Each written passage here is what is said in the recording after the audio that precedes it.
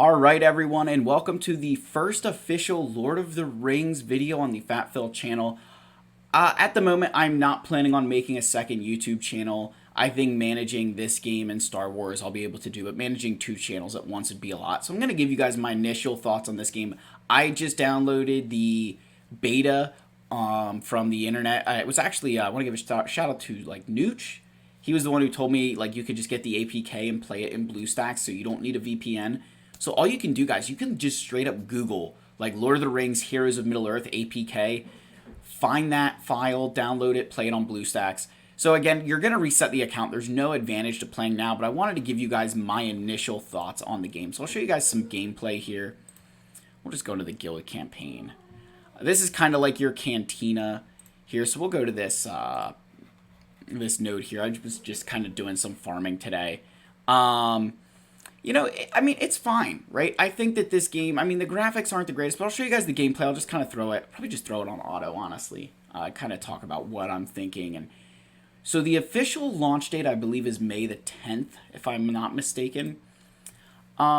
Here's kind of the way I'm looking at this game. I mean, graphics are what they are. I think they purposefully went for more of that vibe of, late, not early 90s kind of stuff. When you look at this, kind of reminds you of some arcade games that you would play.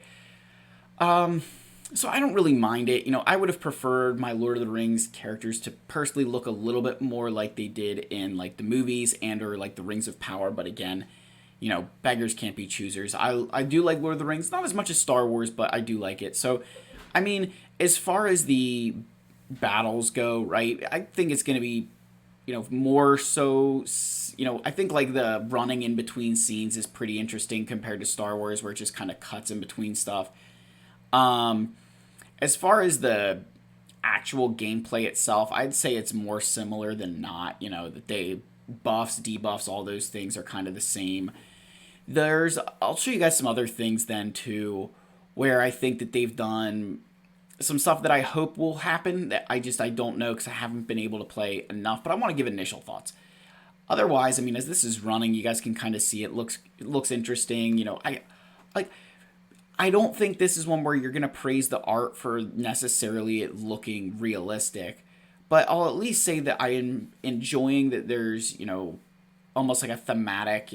Each place is cool.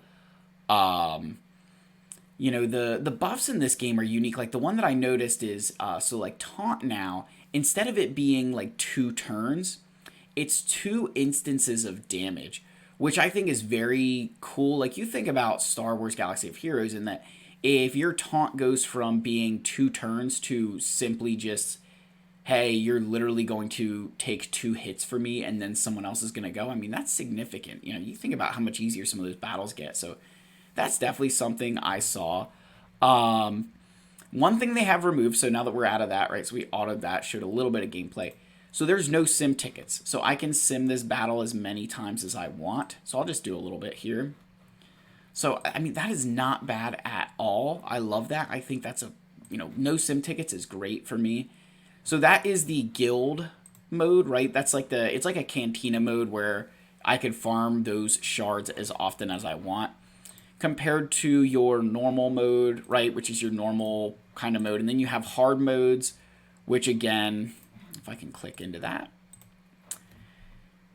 you can see that you have, remaining attempts here. But again, there's no, what's the word I want to use here? Because I'm not even going to think of it. There's no cap on the amount of, sim tickets, right? So here I can refresh this. I'm not going to refresh it. There's no point. But again, it's nice. I think that they've done a pretty decent job. There's not a ton for me to quote-unquote buy yet, right? I'll get my bonus chest here. Let's see what we get out of the bonus chest. Again, I haven't done enough of these to say, oh, this is a good one or a bad one. Elrond, I mean, I would assume that's pretty decent shards. I'll take Elrond shards. So you can reveal, we got Elrond, some gold. So, I mean, we'll take Elrond. That's pretty cool. You can spend money. I'm not going to be doing that for many reasons. But otherwise, I mean, there's a little bit of stuff built in here. I think when I hit a higher level, I'll be able to unlock supplies. So that'll be interesting. As far as the interface goes, as far, like looking at the characters in here, very similar to Star Wars Galaxy of Heroes. Very similar. Um, Again, I'm not a huge fan of the artwork, more so from a standpoint of like, what I think the game should and shouldn't look like is, I guess, that's just me. But I'm more so where I'm coming from is that like Pippin with blonde hair, like that's not what I'm, you know, that's not the Pippin that I know.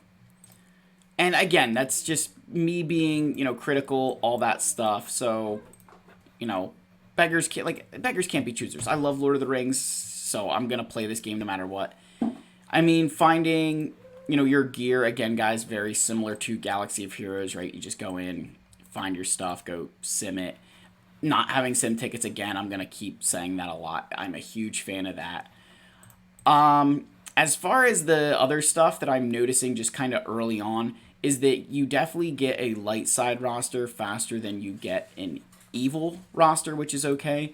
And that was one of the other things I noticed was that the tags here, so like they use light, ranger, human, attacker, two-handed sword, road to Rivendell, leader. So kind of using some of the attacker as from and light, but again, it's not light side, right? It's just light. Which in terms of you look through some of these, right? You've got Hobbit, Rohan, tank, spear, ring bearer, dagger. So they have different kinds of attackers or like ways to signify them. One-handed sword, which I think that's kind of cool. Then you've got Marher or Malher. I don't know how to really pronounce his name, but Shadow, which means evil, right? Isengard, Orc, like that's pretty. That's a cool thing there. And then of course we've got Pippin, and then where's Ugluk. I love that. That name is just great. He may be the new. I'm gonna have to find this piece of gear. Otherwise, I'll say the other thing I'm excited for about this game is it is Capital Games. I get it, and we leveled up. And I get that for some people, there's gonna be a bad taste in their mouth because Capital Games is making it. Guys, I honestly have high hopes for this game because I think Capital Games has learned from some of the mistakes they made in Star Wars. So I'm perfectly okay with that. In fact, I'm more so looking forward to this game